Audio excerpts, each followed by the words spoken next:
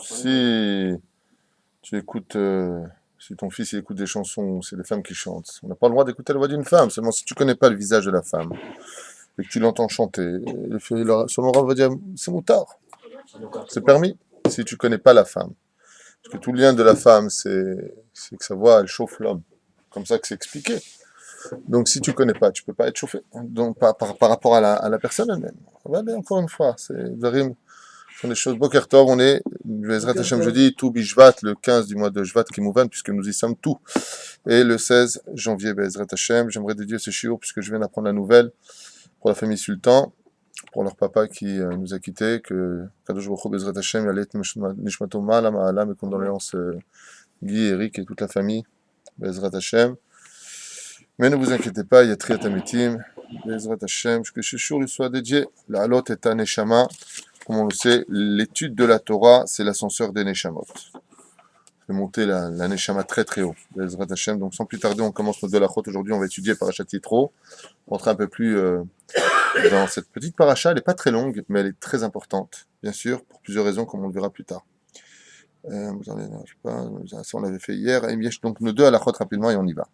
Amiesh Issour, Lishan, Babaït Bele Mezouza. Donc voilà, est-ce qu'on a le droit de dormir dans une maison s'il n'y a pas de mezouza? J'ai fait ça déjà? Il me semble que je l'ai fait dans le cours de la mezouza, mais pas en tant que question-réponse. Je suis ta mezouza. Beto lebdika alav leashir bet mezouza achat verak az yeh mutar lo lishon sham. Si tu viens pour faire vérifier tes mezuzot, tu peux les retirer seulement, attention, tu dois laisser au moins une seule mezouza.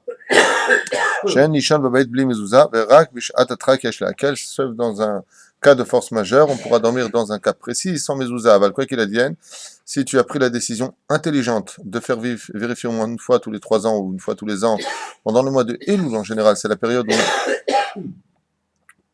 ouais, tu nous fais un prix de gros, comme ça on peut avancer. Il faut acheter ma tzaddik. Eh bien, c'est donc important de les faire vérifier. Et dans ce cas-là, tu peux prendre toutes tes mezuzot, seulement tu en laisses une seule. Car comme vous le savez, nous sommes peut-être des fois visités par des choses bizarroïdes la nuit. Et la mezouza a cette force extraordinaire de pouvoir leur dire « dégage d'ici », le qui plus est. Bien, c'est vraiment une grande mitzvah d'avoir une mezouza. Et on se rendra compte un jour, peut-être, que Dieu nous a laissé l'extraordinaire plaisir de pouvoir faire les mitzvot et non pas une galère de faire les mitzvot. C'est un cadeau d'Hachem. Amarshir bait lechavero, amaskir slicha. Qu'est-ce que j'ai ce matin? Bait lechavero al mi achov ligba mezouza. Donc celui qui loue un appartement à son ami, qui doit mettre la mezouza? Est-ce que c'est le propriétaire des murs ou celui qui rentre louer l'appartement? C'est la question qui est posée. Asocher bait mechavero. חייב לקבוע במזוזה, לתקן שמה מקום גבוה אתה ואין בעל הבית חובה לתקן עבורו מזוזה, והטעם בזה, כיוון שחיוב המזוזה הוא חובת הדר בבית, שתהיה לו לשמירה ולא חובה על בעל הבית. Donc réponse de Rav Yosef, vas-y Shulchan Aruch, si par exemple j'ai une maison, d'accord, et que moi je veux te la louer cette maison, qui doit mettre la mezouza? Par exemple, s'il y a des problèmes de tuyauterie, qui paye? C'est moi qui paierai dans ce cas-là, toi tu es le locataire. Donc la mezouza, c'est pas moins important que d'avoir un robinet d'eau à la maison. C'est même encore plus important. Donc qui doit mettre la mezouza d'après vous? Est-ce que c'est le propriétaire des murs ou est-ce que c'est le locataire? Donc pour Nissim, c'est le propriétaire des murs. Pour Émile, locataire. Pour Moshe, locataire. Non, la chova. Ça veut dire qu'ils vont au Bedin, il dit c'est le locataire. Effectivement, la réponse, c'est le locataire et non pas le propriétaire des murs. Et voilà. Donc c'est pour ça que c'est important d'étudier les lois. Sans plus tarder, on commence la paracha de Yitro, Ba'ezrat Hashem. Donc on va parcourir comme ça les petits psukim. On va essayer de les expliquer. Question importante par rapport à ce que nous avions déjà dit hier sur Yitro. Comment est-il possible que Yitro se soit uniquement converti dans cette paracha? C'est-à-dire que nous avions vu avec Yitro, à la Vachalom, que c'était un homme qui avait de la réflexion, et qui avait surtout de l'honnêteté en lui. C'est la particularité de Yitro. C'est un homme qui est émet. D'accord? Comme la lettre émet de Anochi, qui est la première lettre du mot émet, car dans ce monde tout est émet, comme on le verra plus tard. C'est un homme de vérité. C'est un homme qui recherche à savoir, dans l'annulation de sa propre personne, quel est le vrai chemin dans la vie. Le reste ne m'intéresse pas. C'est un homme qui fonce. Donc si tu pars de ce principe, Yétro ayant entendu les 10 plaies d'Égypte aurait dû déjà se convertir. Pourquoi avoir attendu que les enfants d'Israël aient passé la mer Rouge? Qu'est-ce qu'a entendu Yétro? Les sages nous disent, la mer Rouge. Et pourquoi est-ce on nous parle de Amalek? Et puis pourquoi on nous parle de la faute du veau d'or? Si tu recherches le Hémet il était flagrant déjà à la 3e plaie d'Égypte où les Égyptiens ont dit Etzba Elohim I. Donc Yétro aurait dû déjà se convertir au judaïsme, non pas attendre et attendre et attendre. Les sages nous disent que Yétro, à la Shalom, la raison pour laquelle il a attendu, c'est qu'il s'est réellement rendu compte de la valeur de ce que voulait dire être juif. Et qu'il s'est trouvé indigne de rejoindre une situation si élevée dans le judaïsme, c'est-à-dire que la émouna des enfants d'Israël est tellement haute qu'il s'est vu impossible de franchir l'Himalaya. Moi, un non-juif, je vais me convertir au judaïsme, faire la Brit Mila, rentrer au Mikvé, c'est pas possible. Tu sais ce que c'est? Parce que c'est immense d'être juif, puisque Dieu se déplace pour les juifs. Tu me dis pourquoi, mais voilà la raison pourquoi. Parce que Dieu, Dieu qui a créé le vide, l'univers, il se déplace pour nous, alors qui nous sommes? Il se dit, mais moi, comment je peux oser penser rentrer avec des habits de prince devant le roi des rois, puisque nous sommes dans la Mishnah, Bene Melachim, nous sommes des fils de prince. Qu'est-ce qu'on est, nous? C'est-à-dire que ce qu'il faut comprendre, c'est que Yétro savait la vérité depuis le début, il a voulu se convertir, mais son humilité l'a mise en retrait. Comment puis-je penser un jour vouloir devenir juif? C'est de la chutzpah, c'est du culot. Comment moi, le non-juif, je peux devenir juif? Alors dans ce cas-là, toi, tu devrais me poser la question, alors pourquoi il se convertit à la fin de compte? Non, mais dans ce cas-là, s'il cherche le même depuis le début, comment Birla, il a pu être Avodazara? Il aurait pu être neutre en disant j'attends de trouver la vérité. Mais il a arrêté l'Avodazara. Pourquoi est-ce qu'il a arrêté l'Avodazara? Il a arrêté cette Avodazara qui lui était, comment dire, due comme étant du kavod, et puis parce qu'il avait besoin d'oseille, et puis parce qu'il avait besoin d'être respecté. Il n'était pas encore convaincu, tu sais. Il n'était pas encore à la recherche du Hémet. Il était à la recherche du Hémet, il a toujours été à la recherche du Hémet. La preuve en est, puisqu'il dira, Dieu est le plus grand de tous les dieux. C'est-à-dire qu'il admet qu'en fin de compte, les divinités qui étaient habitées par des démons qui s'exprimaient à travers toutes sortes de miracles, qui te disaient l'avenir ou qui étaient capables de donner le numéro du loto, donc c'est quand même incroyable ce qu'un pacte avec un démon peut t'occasionner, puisque sont mi-homme, mi-ange, comme on l'a expliqué dans le cours sur démon, esprit ou imagination. Eh bien, de la même façon, Yétro, lui, recherche le Hémet. Et quand il voit Hachem, quand il comprend Hachem, il dit, mais attends, c'est lui la vérité, c'est pas autre chose. Il n'y a que Dieu, le vrai Dieu d'Israël. Il n'y a que lui qui est à la source énergétique dans le monde. Dieu n'est pas énergie, puisqu'il a créé l'énergie. Donc, il ne peut pas être ce qu'il a créé. Vous comprenez bien que Dieu est tout sauf ce que l'on peut imaginer. Donc, Yétro, la question qu'on devrait poser, c'est dans ce cas-là, alors pourquoi il se convertit plus tard? Alors là, tu es humble et puis d'un coup, tu deviens orgueilleux. Alors, ça va pas. Donc, vous voyez bien qu'il y a une question ici qui se pose au niveau des pôles comment dire, de toute réflexion qu'un homme puisse avoir. Avant, je pensais que j'étais pas digne, maintenant je suis digne. Eh bien, la réponse est du fait que les sages nous disent que Yétro était persuadé que les enfants d'Israël avaient déjà atteint le summum absolu de la Emouna, qu'ils avaient atteint le 50e palier de pureté. Donc l'échelle avait déjà été conquise. Comment puis-je penser moi-même une fraction de seconde que je puisse atteindre des cieux aussi élevés? Ça, c'est la réflexion de Yétro. Mais quand il a entendu à la mer Rouge, Vaishma Yétro Kiryat Yamsouf, et que seulement là-bas il a entendu Vaya Amin ou Bachem ou Moshe Avdo.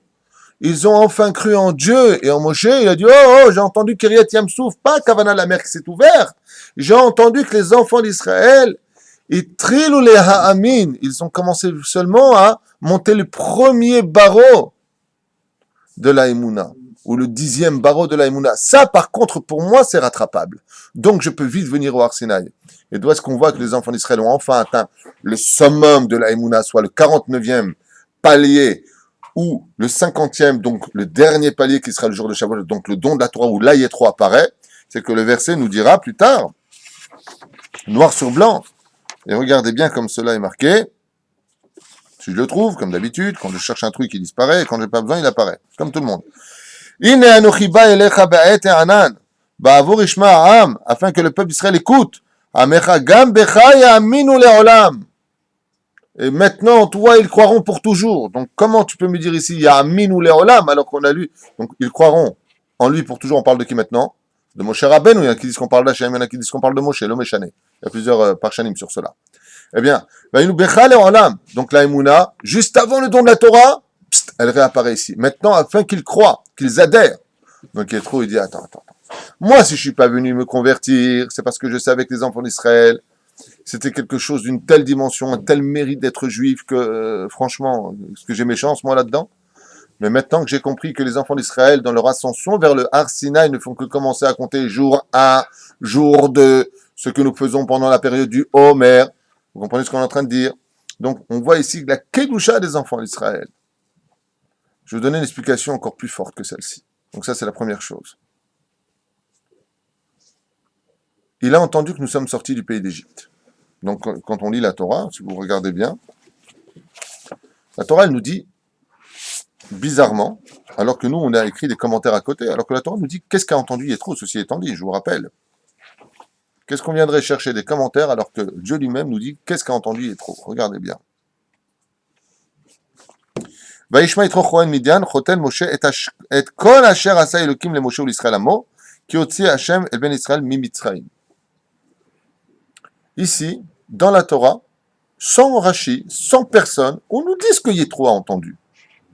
Mais ce que la Torah vient nous livrer, est-ce qu'on le comprend vraiment?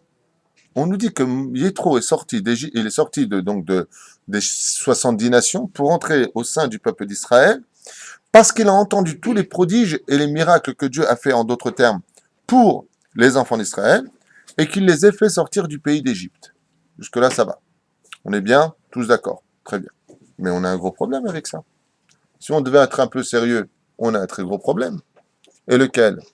C'est que dans la 3e paracha du livre de Bereshit, donc 3e paracha du commencement de l'histoire avant même que ne naisse le peuple d'Israël, nous avons la paracha de Lecha. Et à la fin de cette paracha, pratiquement, nous avons le Brit Ben Abetarim. Ben Abetarim, qui est l'alliance entre Dieu et Abraham, sur lequel Akadosh Baruch Hu Ishtabar Shemo La'ad va convenir avec lui d'une situation de descente en Égypte, de libération des enfants d'Israël qui sortiront avec de grands trésors du pays d'Égypte. Et Dieu jugera là-bas les pharaons ainsi que son peuple. Donc, c'est ce qu'on appelle en hébreu Misrak Machour. Ça a été vendu à l'avance. Alors, comment tu peux me dire maintenant ici, Vaishma Yétro, écoutez bien cette explication parce qu'elle vaut le détour. Ça veut dire quoi, Vaishma Yétro? Bemet Matafasta Yétro. Nous avions expliqué que Yétro avait eu des réflexions extraordinaires. Il s'était posé la question, qui est ce chef d'orchestre qui laisse toujours à la plaie suivante de quoi dévorer la plaie d'après? Vous comprenez, quand le barad éclate toute la végétation, le barad laisse aussi un petit peu pour la plaie qui va suivre. Comme si qu'il y avait un chef d'orchestre à tout cela. Yétro réagit par rapport à ça. C'est un des commentaires du Sefer Imrechen, du livre Imrechen, qui explique que Yétro, dans les plaies, il a eu des réflexions. Mais par rapport à ce qu'on est en train de lire dans la Torah, il a vu que Dieu, il a fait plein de choses pour les enfants d'Israël, ouais, et qu'en fin de compte, Akadosh Baruch Hu va sortir les enfants d'Israël. Mais arrête tes bêtises. Mais enfin, en Kita Aleph, dans un gan, on l'apprendrait, cette chose-là, depuis la paracha de Lech Lecha. Yadoa teda ki ger iye zaracha be'eretz lo la'em be'ya'anu otam be'ya'abdu otam 400 shana ve'gam et hagoy dan anochi ve'yitzu b'Israël b'chouch gadol. C'est marqué noir sur blanc. Alors, quel est le miracle de cela? Et pourquoi, de l'autre côté, le premier des 10 commandements, d'ailleurs, vous allez voir qu'il y a un rapport direct entre le Vaishma Yétro et le premier commandement. Anochi Hashem Elokecha, Asher hotziticha me'eretz Mitzrayim liot lachem Elokim. Attends, c'est quoi cette histoire? Je suis l'Éternel ton Dieu, j'ai mal dit le verset, donc je vais le relire plus simplement. Voilà. Donc le premier verset nous dit Anochi Hashem Elokecha, Asher hotziticha me'eretz Mitzrayim. Ah non, j'avais bien dit, mi bet avadim. J'avais parfaitement bien dit, j'ai fait preuve de trop d'humilité. Donc, pourquoi tu viens encore nous rappeler, Hachem, que tu nous as sortis du pays d'Égypte? Vous comprenez ce qu'on est en train de dire? Le matin et le soir, dans le Kiryat Shema, je suis l'Éternel, ton Dieu, qui t'a fait sortir du pays d'Égypte. Et la Torah vient ici nous dire explicitement que Yitro vient dans le judaïsme parce qu'il a vu que Dieu a sorti les enfants d'Israël du pays d'Égypte. Alors que depuis le début, il est convenu que les enfants d'Israël sortiront du pays d'Égypte. C'est ce qu'on appelle Misrak Machour. C'est un jeu qui a déjà été vendu. Alors, quelle est cette extraordinaire réflexion qu'a eu Yétro en disant « Moi, maintenant, je vais aussi sortir du pays ». Et pourquoi je vous dis cela? Parce que Pharaon, qu'est-ce qu'il dit à Moshe Rabbeinu quand il vient de sortir après 210 ans d'esclavage? Pourquoi? La mata mafria la hamazé. Qu'est-ce que tu viens déranger ce peuple? Il n'a pas fini son labeur. C'est 400 ans. Donc tu vas me dire, attends, Pharaon, il sait qu'on était en Égypte pour 400 ans, prévu par Dieu, et Yétro, son conseiller, il ne sait pas. Donc Yéthro, il savait très bien qu'on était descendu pour 400 ans en Égypte. Tout le monde le savait. Quand les Égyptiens frappaient les Hébreux, ils leur disaient, mais travaille, chien d'Hébreu, t'es encore là pour 190 ans. Tu dois pas t'arrêter de travailler puisque c'est un contrat de Dieu. Nous sommes le martinet de Dieu. Alors Yéthro, il vient, il dit, ouais, mais moi j'ai entendu tout ce qu'il a fait Dieu pour sortir les enfants d'Égypte, mais c'était prévu. Et là, il n'y a pas marqué, alors que nous étions, hein? Pour la date? Non, tu veux dire, c'est sorti plus tôt. Ouais, c'est déjà marqué qu'on a travaillé jour et nuit, donc ça faisait 400 ans. Le jour et la nuit, il y a marqué qu'on a travaillé le double de ce qu'on aurait pu travailler, ne serait-ce qu'une seule journée, donc on a fait les 400 ans. Il y en a qui disent, Wachav et Aketz, la souffrance que nous avons endurée était si grande que ça accomplissait les 400 ans. Beaucoup d'explications ont été données sur cela. C'est pas ça qu'a bougé Yéthro, c'est quelque chose de beaucoup plus raffiné. Et vous allez entendre, écoute bien David, vous allez entendre quelque chose d'extraordinaire. Les sages nous disent, tu sais ce qu'a compris Yéthro? Yéthro, quand il s'est plongé dans les livres d'études, ouais, les mémoires du peuple d'Israël, il a vu qu'on devait simplement rentrer, prendre des coups et sortir d'Égypte avec de grands trésors. Ça, c'est marqué dans le texte. Mais il n'y a jamais eu marqué que les enfants d'Israël sortis de même tête Sha'arei Tum'a, ils arriveraient à même tête Sha'arei Kedusha. Ça, c'est marqué nulle part. Tu peux tout à fait sortir un enfant de la boue et le laisser dans la boue. Et si ça avait été pareil, pourquoi ça n'intéressait pas Yitro avant? Parce que comme le peuple d'Israël n'a pas de vie s'il n'a pas de Torah, donc on aurait été même tête Sha'arei Tum'a, Ve'et kol hareshaim Yashmid. Dieu extermine tous les Reshaim. C'est marqué dans ce blanc, dans le 145e Teilim, qu'on dit toujours Ashrei Jovetecha, d'accord? Donc, c'était pas un joker dans l'histoire juive de partir en Égypte pour ressortir du pays d'Égypte. Hein? C'est comme le mec, il a eu un accident de voiture, il rentre à l'hôpital, ouais, il va être guéri, il ressort comment? Handicapé à vie, chas shalom. Le mec, qu'est-ce qu'il dit? Comme ça, il peut plus se nourrir, il peut plus marcher, il peut plus parler, il peut plus entendre, il peut plus voir. Qu'est-ce qu'il a envie de te dire? J'aurais préféré y passer. D'accord? On est bien d'accord? Donc, pour les non-juifs qui observaient l'histoire d'Israël en parallèle de notre vie au présent, bon, maximum, si vous sortez, vous allez sortir comme des animaux, donc c'est pas intéressant. Et ça, dans le Brit Ben Ametarim, c'est pas convenu que les enfants d'Israël devaient sortir dans les conditions de passer de l'état de Béhéma, d'animal, à l'état de prophète. Ça, c'est promis nulle part. C'est un cadeau qui survient bizarrement dans la sortie d'Égypte. Et maintenant, on comprend pourquoi Dieu nous dit « Je suis l'Éternel, ton Dieu, qui t'ai fait sortir du pays d'Égypte tous les jours. » Parce que le cadeau de la vraie sortie d'Égypte, c'est pas d'être sorti de l'esclavage, c'est d'être devenus des prophètes. Des gens kadosh, des gens qui se sont élevés dans la spiritualité. Ça, c'était prévu nulle part. Et c'est ce qu'a entendu Yéthro. Yéthro a dit « Bon, ils sont sortis d'Égypte, c'était prévu. » Mais où est-ce qu'ils vont? Pourquoi ils sont en train de parler maintenant comme des gens posés? Pourquoi est-ce qu'ils arrivent enfin à s'aimer les uns les autres, comme on le verra? Regardez, je tourne simplement la page. Quand on arrive au don de la Torah, regardez ce que les sages nous livrent. Regardez à quel niveau étaient enfin venus les enfants d'Israël alors qu'ils étaient en Égypte, ils se vendaient les uns les autres, comme le dit Moshe Rabbeinu. Mais pourquoi une telle souffrance? Ouais, ils sont partis rapporter à Pharaon. Regarde, c'est lui le juif qui veut nous sauver. Qui? D'autres juifs. Alors Moshe, il a dit, ah, j'ai compris quel niveau vous avez. Vous avez tout raté. Vous vous comportez pire que des animaux. Par contre, voilà, Veyasu kol ha'am yahdav. Ah, Veyahanu kol ha'am yahdav. Quand on arrivait au pied du Har Sinaï, on a tous répondu comme un seul homme. Comme dit Rashi. Ish echad, lev echad. Un seul homme et un seul cœur.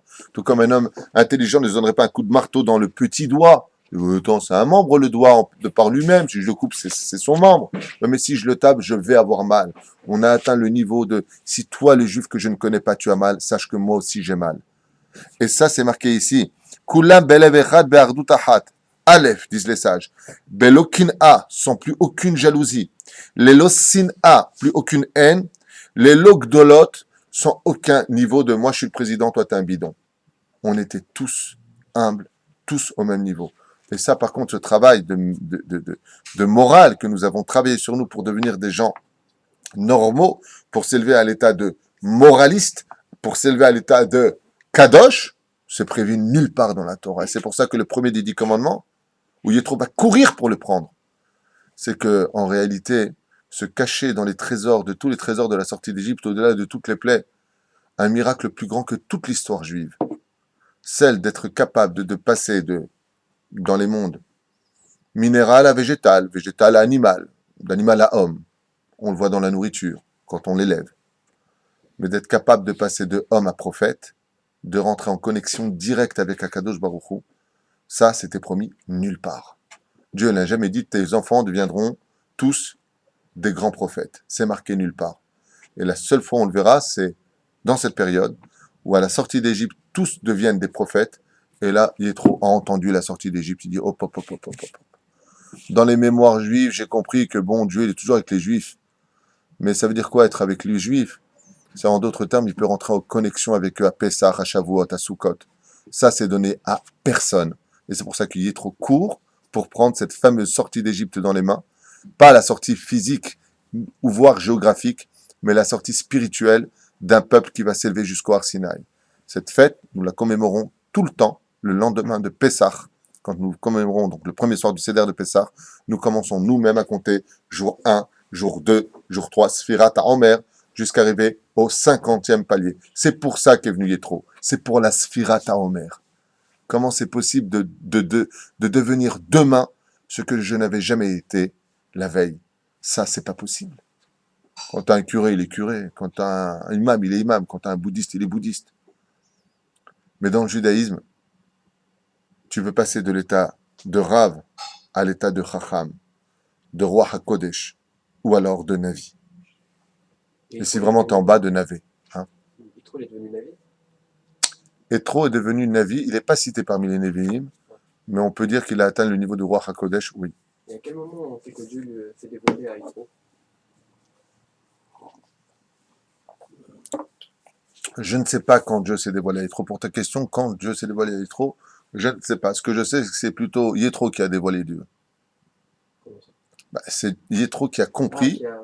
dans ses analyses que vraiment il y avait un créateur du monde. Pour moi, d'ailleurs, je voulais noter ici, Yitro, quand on analyse le personnage, c'est le Ishmadaï. Comment on dit Amadaï?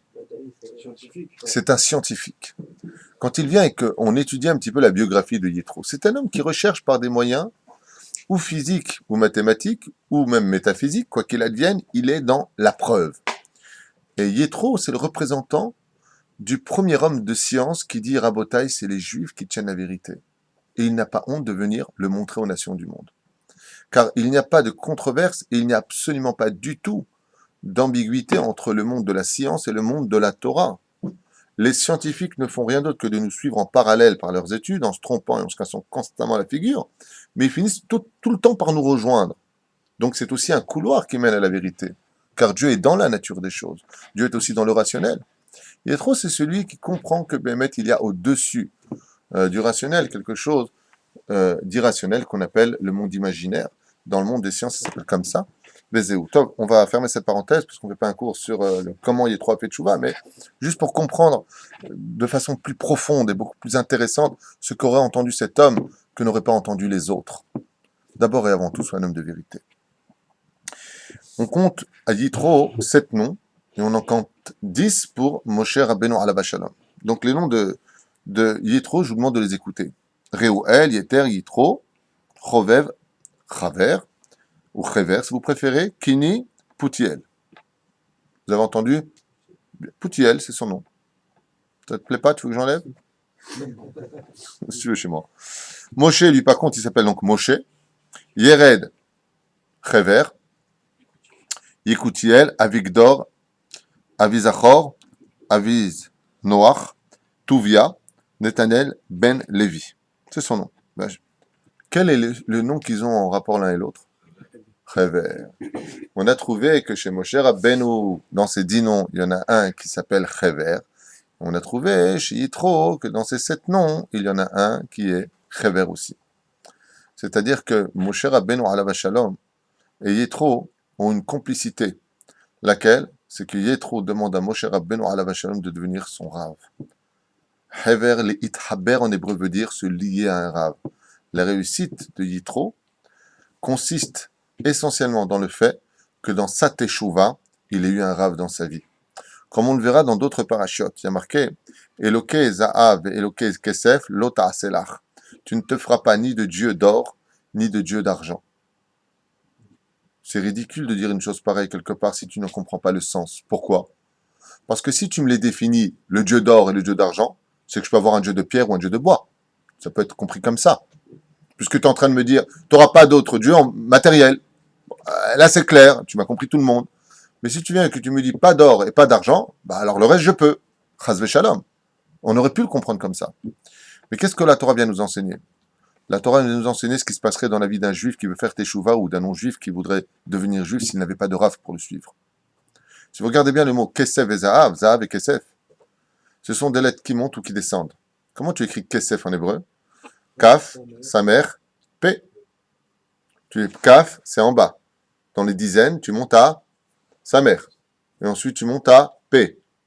Donc, si tu n'as pas de Rav, tu vas commencer à en rajouter beaucoup trop. Tu fais un peu de teshuva, ça y est, tu te prends déjà pour Baba Salé, ça y est. Je vais mettre les tzitzit en laine, les péotes, la kippa, tous les jours les migvé, je me mets par terre. Et après quoi? Tu chutes. Tu tombes. Parce que tu n'as pas eu un Rav qui t'a fait comprendre que ça aussi, ça peut être de la vodazara. Courir trop vite, ça s'appelle Eloke Kesef. Chut. Et puis il y a celui qui fait tchouva, mais il n'a pas de Rav non plus. Alors lui, il va aller Zahav. Zahav, c'est quoi la première lettre?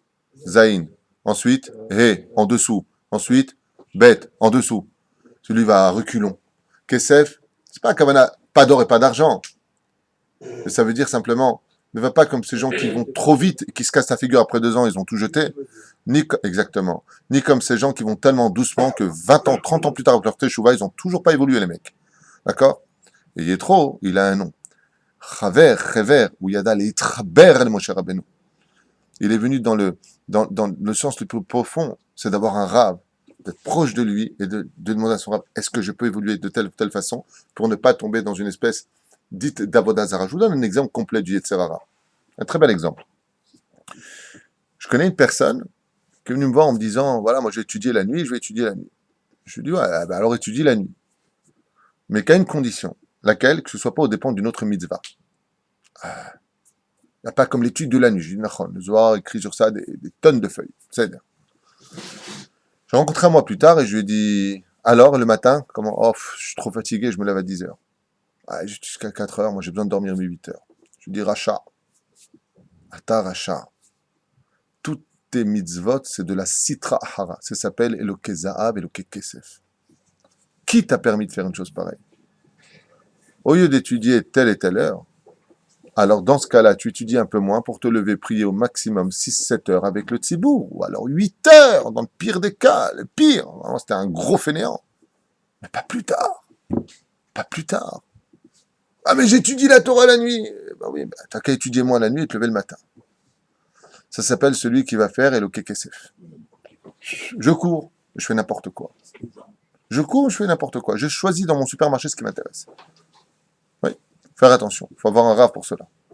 Savoir comment Bezrat Hashem, les traber à la rave, Hever, qui a été donné. Je pense que le message est bien passé. Il est marqué ici, il va écrire qu'il trouve Et Tzipora et Shet Moshe, Ahar Shiluchea. Donc Moshe a divorcé de Tzipora. Et on voit ici un enseignement bizarre. Si tu viens pas pour moi, veut dire Yétro, à Moshe Rabbeinu, puisque je ne suis pas juif, alors viens pour ta femme. Et si tu viens pas pour ta femme non plus, parce que tu es divorcé d'elle, alors viens pour tes enfants. Bon, c'est un peu le message au niveau des draches qui nous est donné ici. Mais il y a autre chose qui est donné. Écoutez bien ce que nous livrent les sages. Moshe Rabbeinu alav shalom était quoi dans son travail en tant que prêtre d'Avodah Zarah? D'accord. Il était Cohen de Midian, prêtre de Midian. Ouais. Ah, pardon, autant pour moi. C'est enregistré, si j'ai fauté, je peux mettre reverse. D'accord, j'ai fauté. Alors, Yétro était quoi? Cohen Midian. Il était donc, Cohen veut dire prêtre. On est bien d'accord? Et qu'est-ce qu'il fait? Il vient en tant que Cohen, qui est une hiérarchie supérieure ou inférieure à Lévi ou Israël? Cohen, c'est supérieur. Il y a Cohen, Lévi, Israël, on est bien d'accord. Yétro vient, il est Cohen, quand même, de Midian. Je me suis trompé d'adresse. Les goïms prient aussi, ils font leur mitzvot à eux, je ne sais pas comment on peut appeler ça, mais en tout cas, ils se trompent d'adresse, c'est tout. Si demain, ils s'adressaient à notre Dieu, à nous, on serait un peu mal, quelque part. Ce serait bien, quelque part, mais on serait mal aussi. Mais ils se trompent d'adresse. Elokim Acherim. Et il lui ramène qui? Sa femme. Viens reprendre ta femme. Quel est le message après vous de Yétro? Non. Quelles sont les lois de la Keuna? Quand un Cohen divorce de sa propre femme, à l'image d'Israël, si Israël divorce de sa femme, il y a une grande mitzvah qui est encore plus grande qu'un shidduch, plus grande que de trouver une kala, c'est de ramener la femme qui a divorcé. Cette mitzvah est valable pour tout le monde, sauf pour une seule personne, le Cohen. Un Cohen qui a divorcé de sa femme ne peut plus jamais la réépouser. Et qu'est-ce que vient faire Yitro? Il lui ramène sa femme. Qu'est-ce que Yitro est en train de lui dire à Moshe? T'es pas Cohen. Tu n'es que Lévi, comme c'est marqué, Ben Lévi. Mashma, moi je suis quand même Cohen de Midian. Je suis Cohen, je me suis gouré d'adresse, certes. Mais toi, Moshe, aussi grand tu peux l'être, tu peux épouser ta femme, parce que le Cohen, c'est pas toi, c'est ton frère. Donc toi, tu es Lévi. Ainsi, c'est donc marqué. Kibet a Lévia. לכן יתרו החזירה ציפורה הגרושה למשה, שאם משה היה כהן, הלא אין כהן מחזיר את גרושתו. Donc Moshe Rabbeinu, alav shalom, se retrouve un peu piégé, en le sens où il veut tellement se convertir au judaïsme, il a tellement peur de l'erreur fatale, de le refuser, dans son cas à lui, comme ce fut le cas de Timna, qui va engendrer Amalek, parce qu'elle a été refoulée par les 3 Avot. Et de la même façon, Yitro se dit, attends, mais ne fais pas cette erreur, Bémet, je viens les Shem Shamaim, je viens ni pour épouser une femme, ni pour devenir riche, ni pour être poursuivi par tous ces imbéciles qui nous cassent les pieds du matin au soir, et ainsi de suite. Je viens uniquement pour épouser le Torah en mitzvot. Donc viens toi et réépouser ta femme. Parce que malgré tout, moi je suis Cohen, tandis que toi, tu n'es que Lévi. Je suis Cohen, je me suis trompé d'adresse, je suis en train de devenir le Cohen du peuple d'Israël, même si je sais que je n'appartiens pas donc à Aaron ni sa lignée, mais je viens d'un haut poste. Donc fais attention, reçois-moi, je t'en prie. Il se sert de moyens extraordinaires pour appeler à Moshe tout ce qu'il pourra faire pour être converti au judaïsme. Il faut se battre, il faut le vouloir. Et comme j'ai écrit hier à un jeune homme, je lui dis, si vraiment tu as pris ta décision de te convertir au judaïsme, si vraiment tu as pris ta décision, en étant bien conscient, malgré ton jeune âge, des responsabilités dans lesquelles tu vas mettre ta tête, si vraiment tu es conscient de rester, tu n'es pas juif, tu respectes tes 7 lois. 7 lois, qui sont complètement basiques dans le judaïsme. Tes 7 lois, et puis tu as un bon goy, et tu as ton monde futur aussi, et tu as ton Gan Eden aussi. Tu n'es pas obligé de devenir juif. Tu manges du porc, tu épouses n'importe quelle femme, il n'y a pas de Nida, il n'y a pas de Shabbat, il n'y a pas de Yom Tov, il n'y a pas de Rola Moed, il n'y a pas de Toubi Shvat Igia. T'as un bon goy qui fait du bien même à des juifs si tu veux, tu vis dans ta société, et puis voilà. Et puis voilà, quand tu partiras de ce monde, tu seras jugé, et puis si vraiment tu as respecté les 7 lois noachites que nous avions déjà citées dans le shiur de la semaine dernière, eh bien, tu auras ta part au monde futur. Pourquoi te mettre ta tête dans 620 mitzvot de la Torah, soit 613 plus 7 des Rabbanan? Donc, à quoi ça te sert tout ça? Mais si vraiment c'est ce que tu veux vraiment devenir quelqu'un de juif, alors ne laisse personne se mettre sur ton chemin. Bats-toi et va jusqu'au bout. Parce que comme disait mon Rav, qui était un homme riche, qui était un homme extraordinairement élevé, il me disait, prends-moi tout sur terre. Tout ce que j'ai. Tout ce qui peut exister, je n'ai rien à faire. Laisse-moi nu dans un désert, mais laisse-moi juif. Il n'y a pas plus grand que d'être juif. C'est un srout, comme disait Rabbi Nachman de Breslev, à la Vachalom. Im Yehudi aya yodea mazeh liot Yehudi, aya sameach beroked. Si un juif était conscient de la valeur de ce qu'était être juif, il danserait du matin au soir rien que pour ça. C'est-à-dire, quoi qu'il ait dans la vie, quoi qu'on lui ait fait dans sa vie, il est toujours le sourire. On lui dit, pourquoi tu es souriant? Tu viens, regarde ça et ça et ça et ça. Mais je suis juif, tu veux que je sois pas souriant? Ça, c'est Rabbi Nachman de Breslev. Tu sais que tu es juif, tu es un ben melech chelek elokam ima'al. Tu as une partie divine en toi, extraordinairement élevée. Tu grattes un tout petit peu, tu fais tchouva, tu mets tes yeux dans la Torah, tu vas voir des choses autour de toi que tu ne comprendras jamais si tu n'avais pas mis tes yeux dedans. La vie devient différente et tu comprends combien Dieu, surtout, t'aime.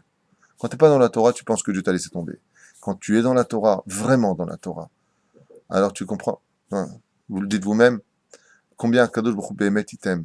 C'est pour ça que les Juifs ne doivent jamais oublier qu'ils sont d'abord jamais seuls, et deuxièmement que Dieu les aime vraiment. Et que s'ils endurent des choses en ce moment, c'est pour avoir mieux plus tard. Il faut être juste un peu patient, car c'est dans l'épreuve qu'on grandit, vous le savez tous. Voilà, donc je ferme cette parenthèse pour Yitro, qui ramène donc Tzipora.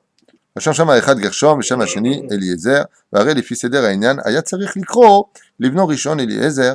Pourquoi? Parce que Dieu l'a aidé. Après, parce qu'il est sorti d'un pays d'étrangers. Alors on leur posait la question, on aurait dit, mais je comprends pas. D'abord, il aurait dû appeler son premier fils Gershon, parce qu'il est sorti d'abord d'une terre étrangère. Ensuite, Eliezer, parce qu'il a été sauvé de l'épée de Pharaon. Pourquoi le Seder est-il à l'envers? Les sages nous disent Ki bitrila nitzel mecheref paro, verak achar kach aya ger beres nochria. Donc d'abord Eliezer et ensuite Gershon. Et comme le roi d'Égypte était décédé à cette époque, donc il n'avait pas besoin de l'appeler d'abord son premier fils Eliezer. Et il y en a parce que le pharaon donc qui devait le tuer était mort, donc il appelait d'abord Gershon et seulement ensuite Eliezer avec le deuxième pharaon qui lui a posé le glaive sur sa gorge. Cette explication est sympathique. Il y en a qui donnent une explication pour moi, je dis bien pour moi personnellement, sans faire de comparaison, plus profonde. C'est que d'abord, il y a Eliezer qui veut dire que Dieu l'a sauvé lui. Et il y a Gershon qui est celui qui l'a fait sortir d'un pays étranger. De là, on voit la grandeur de Moshe Rabbeinu. Moshe Rabbeinu, quand il a eu un fils, il l'a appelé en l'honneur de la libération des Juifs d'un pays étranger. Et ensuite, son deuxième fils, il l'a appelé en l'honneur de ces miracles que lui, il a vécu pour lui-même. On voit dans les noms qu'il a donnés à ses enfants la grandeur de Moshe. Moshe, c'est l'homme universaliste, l'homme du peuple. Il pense d'abord au peuple d'Israël et seulement ensuite, il pense à lui. D'abord Gershon et ensuite Eliezer. Il y en a qui disent pourquoi Bémet il a appelé Eliezer? Parce que Beroach HaKodesh, il a vu qu'un grand d'Israël s'appellerait Rabbi Eliezer ben Orkanos dont nous avions parlé. Quand il a vu la grandeur de ce grand Tana, il a supplié à Hachem que ce grand Tana soit de ses entrailles. Et en l'honneur de ce grand Tana qui était Rabbi Eliezer, qu'il a vu Beroach HaKodesh, quand est né son deuxième fils, il l'a appelé Eliezer, en souvenir de ce Eliezer qui naîtra beaucoup plus tard à l'époque des Tanaïm, pour que Bezrat Hachem Dieu n'oublie pas sa promesse. Dans la Torah, Eliezer est marqué pour Moshe. Il n'oublie pas sa promesse que deviendra un descendant de lui, du nom de Rabbi Eliezer ben Orkanos, Eliezer Agadol. Rabbi Eliezer Agadol. Qu'est-ce qu'il avait de différent de tous les Tanaïm? C'était le maître, absolu. C'est son élève, d'une certaine façon. Il était contemporain, il était élève. Et Rabbi Eliezer a dit à Rabbi Akiva, malheur à toi qui n'es pas venu apprendre la Torah de moi. On pouvait considérer de très loin que Rabbi Eliezer pouvait être le maître absolu de tous les Tanaïm. Rabbi Eliezer ben Orkanos, il a expliqué un jour, alors qu'il venait de fermer les yeux, il a dit à Rabbi Akiva, si tous les roseaux étaient et les arbres étaient des plumes, et que tous les océans et les ruisseaux et les fleuves étaient de l'encre, ça ne suffirait pas pour écrire tout ce que je viens de voir en une fraction de seconde de l'autre côté du monde. Si vous saviez combien nous sommes ridiculement petits ici, et combien de monde existe de l'autre côté, le mot milliard ne serait qu'une poussière pour définir les mondes qui nous attendent. On est dans une dimension absolument fermée ici, dans une boîte de conserve, sur la Terre et l'univers que vous voyez. C'est profondément petit. Et ça, c'est pas le sujet d'aujourd'hui. Comme c'est marqué, après, Ata yadati ki gadol Hashem mikol haElokim. Et de là, ici, il y a quelque chose de péjoratif. Pourquoi il y a quelque chose de péjoratif? Il y a marqué, Ata yadati. Mazé Ata yadati. Ata imain. Maintenant, j'ai compris. Mazé, maintenant, j'ai compris. Quand tu viens, tu dis, ah, maintenant, j'ai compris. Ça veut dire quoi? Ça veut dire qu'avant, je n'avais pas compris. Tandis que chez le roi David, il y a marqué, Ani yadati ki gadol Hashem mikol haElokim. Mais chez le roi David, dans les Télim aussi, c'est marqué là-bas. Moi, je sais que la différence entre le roi David, qui est né d'une âme juive, et Yitro, c'est comme je vous disais tout à l'heure, le scientifique face à l'homme de la Emouna. Nous, les juifs, nous avons en nous une particularité, c'est que nous avons une Emouna qui est naturelle. Tu peux prendre n'importe quel juif, n'importe lequel. Il peut se dire être athée, il peut se dire être non-croyant de ceci ou de cela, il peut se dire même être sélectionneur. Il suffit de pousser un tout petit peu des cieux, une petite épreuve, tout de suite il lève les yeux vers le ciel. On a une émouna, on est ma minime, béné ma minime. Nous sommes en réalité des croyants, fils d'une croyance, pas simplement de nos pères, mais les Mekoubalim nous disent, nous avons une âme qui croit d'elle-même. Comme dit Rabbi Nachman de Breslev, qu'est-ce que c'est un rachat? C'est la émouna quand elle a été mise en prison, donc il déteste celui qui est libre, donc le religieux. Par contre, chez Yitro, il y a marqué Ata yadati. Maintenant, j'ai seulement compris. Chez les non-juifs, la culture de la croyance est une culture qui doit se confectionner par la logique des choses. Quand j'aurai compris, je ferai. C'est pour ça que les nations du monde, quand ils voient les juifs faire une mitzvah, c'est tout de suite « Mais pourquoi vous faites cette mitzvah, vous ?» Par contre, quand un juif dit cette phrase « Pourquoi vous faites cette mitzvah ?» Comment on l'appelle? Racha. C'est ce que vous dites le soir de Pessah. Racha Maou Omer Ma avoda azot lachem. Lachem velolo. Qu'est-ce que vous faites, vous, comme travail? Pourquoi vous faites ça? Il se sort du lot. Ça s'appelle un rachat. Parce que ça contredit un peu ce qu'on a dit. Pourquoi? Parce que ça veut dire que c'est un baisse. Il y a rien de grand là-dedans. Il a fallu qu'ils comprennent, qu'ils viennent. Alors, je te pose une question. Qui est le plus grand? Celui qui, sur une distance de 200 mètres, partirait à 100 mètres de la ligne, ou celui qui part à 200 mètres en arrière? Eh ben, Yétro vient de 200 mètres en arrière, il n'est pas plus grand que nous. Ah. Nous, on vient déjà dans la naissance avec une Emouna qui est comme un tamponné chez nous. Elle est belle. Lui, il vient sans Emouna. Lui, il vient avec son Sechel. Il vient avec sa logique à lui. Son mérite est encore plus grand quelque part. Nous, c'est inné. Nous, on vient avec une Emouna qui est innée. La preuve en est, tu peux t'assimiler autant que tu veux en France. Quand tu es juif, on dira sale juif. Hein. Même si tu es marié avec Fatima et que tu as voulu perdre ton monde futur en 2 secondes, un juif, c'est un juif. Et s'il oublie trop vite, on peut lui rappeler très facilement, ou avec des étoiles à l'époque, ou comme aujourd'hui avec l'autre imbécile. Lo alenu velo alechem. Il n'y a pas. Moi, je me rappelle certains livres où les juifs à l'époque, pendant la Deuxième Guerre mondiale, ils disaient: mais je suis juif allemand, je suis allemand, je suis allemand. Non, t'es juif. T'es juif. T'as pas compris qu'il y a une chose en toi, que quoi que tu fasses, t'es un juif. Baruch Hashem, qu'on soit juif. Ouais. Ah, le goy. Ouais. Il peut être bouddhiste le matin à 10h, et puis à midi il est islamique, et puis à 6h du soir il est chrétien. Hein. Et puis même à 20h il n'est plus rien. Il fait ce qu'il veut. Tu rentres, tu sors en 2 secondes. Hein? Il y a un juif qui a voulu se convertir à l'islam en Babylonie il y a 2 siècles de cette histoire, non, un peu moins de 2 siècles, 1 siècle et demi, à l'époque du Ben Ishraï.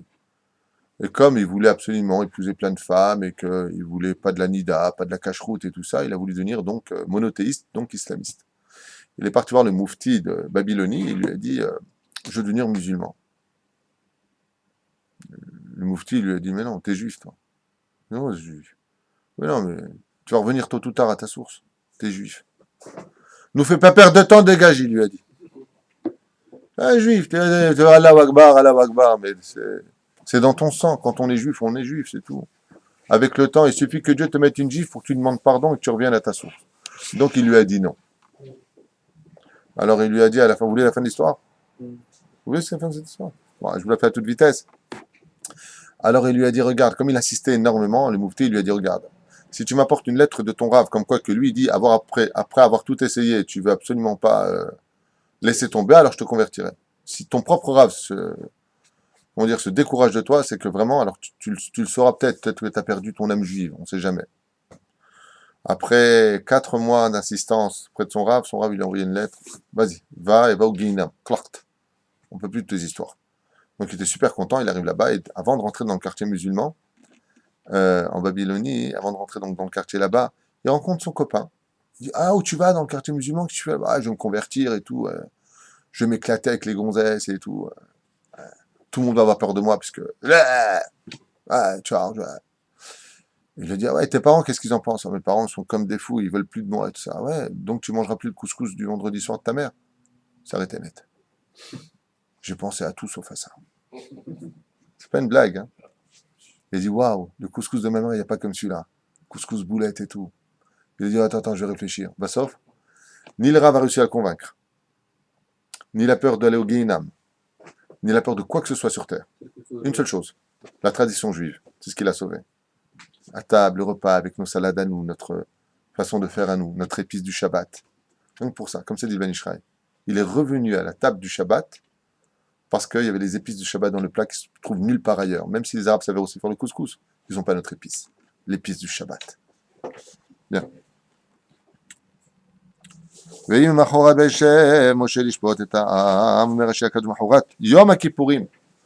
on voit le niveau des enfants d'Israël. Il y a marqué, et il fut de quoi? Vayihim mahorat. Mazil mahorat, et le lendemain. Rachid nous dit quel jour c'était le lendemain? Quel jour c'était le lendemain, Maurice? Le lendemain de Yom Kippourim. Et regardez bien ce qui a marqué, vous allez tout de suite réagir. Vayihim mahorat, Vaïchev Moshe, lishpot et ta'am. Et Moshe s'est assis pour juger le peuple. Après Kippour. C'est logique? Pourquoi c'est pas logique? Comment tu peux venir chez Moshe pour être jugé alors que Rachid te dit que c'était le lendemain de Yom Kippour? Donc il y a un problème puisqu'on a déjà été jugé. Alors pourquoi ils viennent là-bas? Les sages nous disent, Varé, Tamoa davar, ketzad yechulim bnei Israël lelech achar hayom hakadosh biyoter bashana yom kippurim mishpat keneged ze. Alors, on ne comprend pas comment c'est possible. Il y a plein d'explications qui sont données ici. Je voudrais vous en lire une à toute vitesse qui dit la chose suivante. C'est que les enfants d'Israël étaient à un tel niveau que même s'ils savaient que du Bédine d'en haut, ils étaient Zakaïm, ils se sont dit peut-être que dans le Bédine d'en bas, on n'est pas Zakaïm. C'est-à-dire que même si les cieux nous ont, alors qu'ils ont toute la vérité devant eux, nous ont dit nous sommes quittes, peut-être que le Bédine d'en bas ne nous a pas rendu quittes. Je vais vous raconter une histoire des Mad Avardomé. Un des plus grands tanas de l'histoire juive fut Rabbi Meir Baal Hanes alav shalom. Je faisais d'aller très vite pour cette histoire que nous conte la Gemara. Rabbi Meir, alors qu'il était encore jeune, avait atteint des sphères extrêmement élevées dans le judaïsme. Et alors qu'il allait voir un ami, il a tapé à la porte, et puis voilà que la maîtresse de maison a ouvert la porte, et il a demandé si son ami était là, à Yerushalayim. On lui a dit non. Il est parti pour un moment, mais il ne devrait pas trop tarder. La femme a menti. Son mari était en voyage. Elle a fait donc rentrer Rabbi Meir. Il y avait du monde à la maison, il n'y avait pas de yichoud. Elle a commencé à lui servir à manger. Elle lui a servi du vin. Seulement, elle a mis un somnifère, elle a mis une tardema dans le vin. Et Rabbi Meir a bu ce vin. Le lendemain matin, surpris de se retrouver encore dans la maison, ne comprenant pas ce qui lui était arrivé, la femme vient lui servir des œufs, un plateau. Et elle lui dit, j'espère que tu as fait une bonne nuit, lui faisant comprendre qu'il s'est passé quelque chose pendant la nuit. En d'autres termes, cette femme a pris Rabbi Meir. C'est pas possible.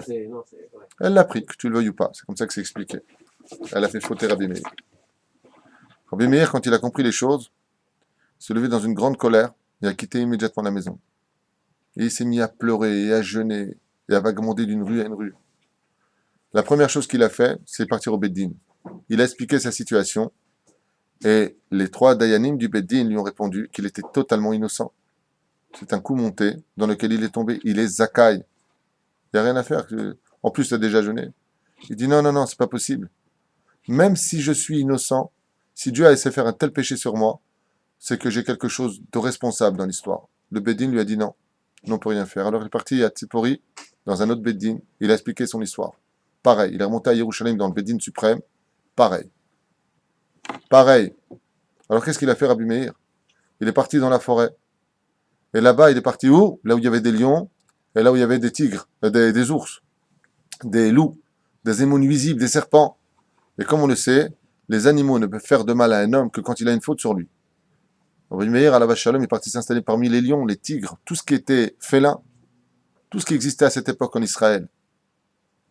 Aucun animal, non seulement ne lui a fait de mal, mais là où il allait s'asseoir, il venait juste comme faire un coussin pour lui. Alors il s'est mis à pleurer. Il a dit, Ribono shel olam, c'est pas possible que tu aies laissé faire une telle faute sur moi si je ne le méritais pas. Je t'en supplie, fais-moi un psakdin, fais-moi un jugement, je vais aller jusqu'au bout des choses. Rabbi Meir est retourné dans la forêt, et il a fait cette beau des doutes, et il pleurait. Comment une chose pareille, une femme m'a pris moi, chas v'shalom, comment je peux avoir une tâche sur moi?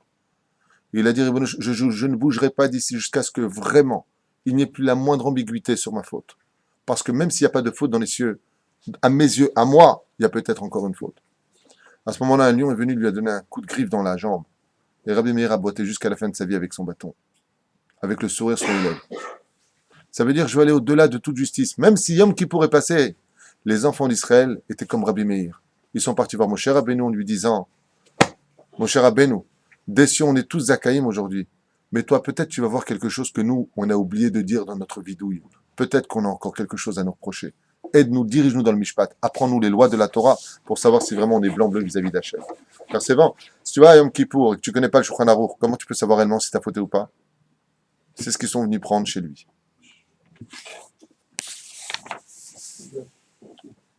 On s'arrête ici et on continue. On a encore 5 minutes, non? D'accord. Parce que je vous sens un peu pressé ce matin, Dafka.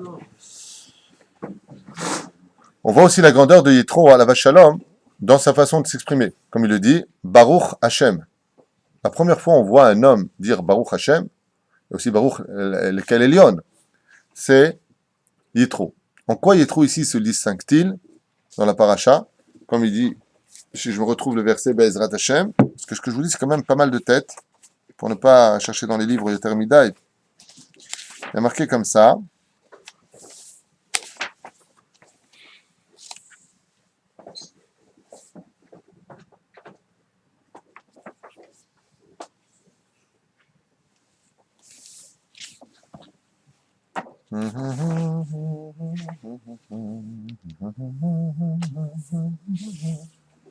Voilà ce qu'il dit. Vayavo mitro, les kradna, les shalom, ça s'appelle ok, Vayomer Paro. Voilà, c'est marqué là. Vayomer Yitro Baruch Adonai, Asher Itzil Etrem miyad Mitzrayim miyad Paro, Asher Itzil et Ha'am mitachat yad Mitzrayim. Baruch Hashem. Vous avez marqué que dans le peuple juif, il y a une façon de parler à Dieu. Chez les anges, il y a une façon de parler à Dieu. Yitro est le premier à instaurer une nouvelle dimension. Laquelle? Les anges, qui nous sont donc inférieurs, malgré leur spiritualité élevée, disent le nom de Dieu qu'après 3 mots. Kadosh, Kadosh, Kadosh, Hachem. Donc Kadosh, Kadosh, Kadosh, Hachem. C'est au bout du 3e mot qu'apparaît le nom de Dieu sur leurs lèvres, entre guillemets. Par contre, les enfants d'Israël, quand nous parlons d'Hachem, c'est toujours après 2 mots. Shema Israël, Hachem. Baruch Ata, Hachem. Donc, le niveau du peuple juif se trouve centré. Le converti, quand il rentre dans la Torah, le premier donc grand converti de l'histoire juive, bon, il y a eu Abraham, bien entendu, avant, mais dans les nations du monde, en tant que peuple d'Israël face aux nations du monde, c'est Yitro le premier. Qu'est-ce qu'il dit? Baruch Hachem. De là, tu vois que le fil se raccourcit énormément. Yitro est celui qui ose dire le nom de Dieu après un seul mot, alors que nous, c'est 2 mots, et les anges, 3 mots. Pour vous donner un petit peu la notion de ce que peut faire un converti dans le judaïsme, comme le fut le cas de Rabbi Akiva, Rabbi Meir Balanès, qui sont des fils de convertis, ils peuvent lever l'étendard d'Hachem à un niveau plus proche que nous-mêmes en tant que juifs. Cette proximité, c'est marqué ici en Remez, Baruch Hachem, et non pas Baruch Ata Hachem. Cette parenthèse sympathique quand même pour la connaissance, on va dire comme ça.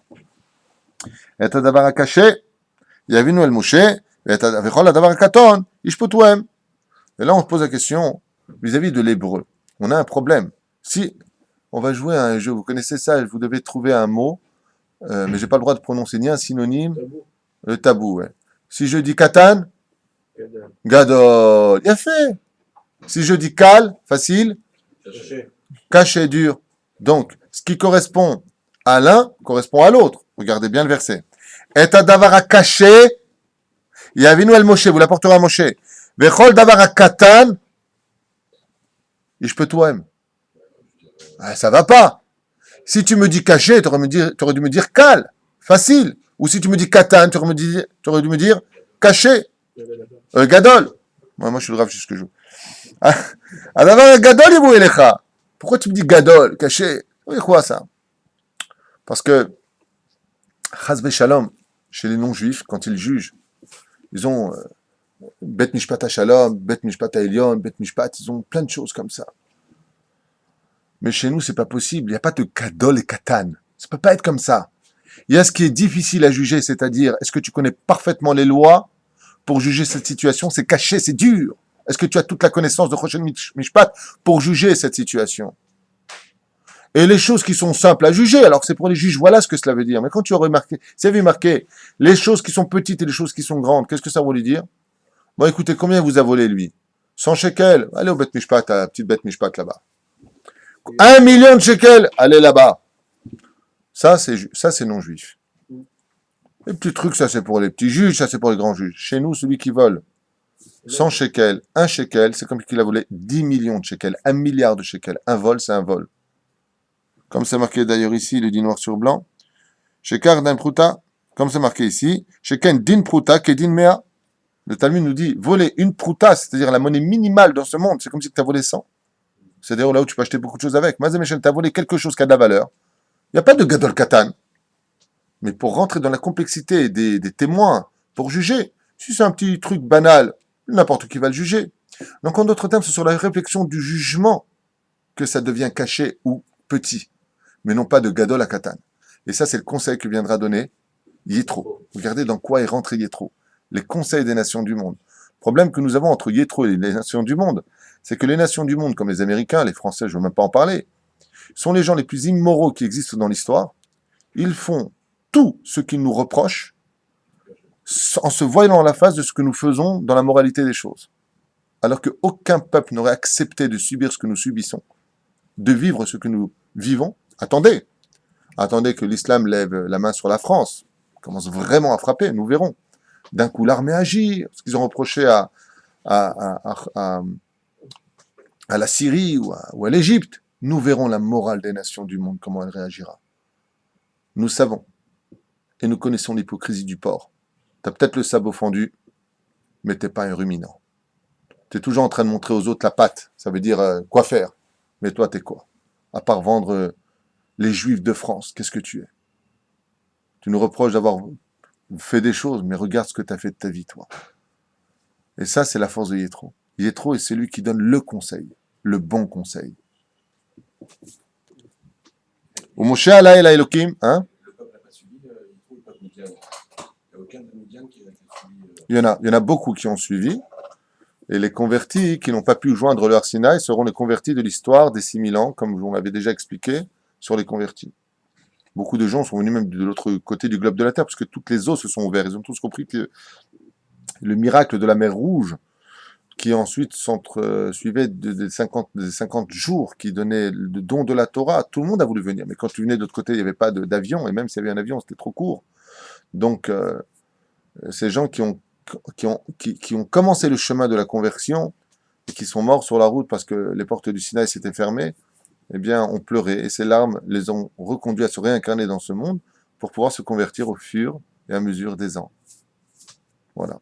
Un converti d'aujourd'hui, ce n'est rien d'autre qu'un converti de l'époque du Sinaï, pour lequel Dieu lance un message. Chaque fois que vous voyez trop, n'oubliez pas que ceux qui veulent se convertir peuvent encore continuer leur chemin tant que le Messie n'est pas arrivé. Le jour où il arrivera, messieurs, c'est définitivement fermé. Voilà. Je m'arrête là. Demain, Bli Neder, nous continuerons sur les extraordinaires secrets ici de la paracha de la semaine. J'espère que cette Torah se vivra en dehors de nos murs. Bezrat Hashem. Il y a trop une grande paracha, le don de la Torah, et demain, Bli Neder, peut-être les 10 commandements avec Rashi, à faire et à refaire pour comprendre Bezrat Hashem, les dimensions qui nous sont offertes dans une Torah éternelle pour une Neshama éternelle. Kol Tov.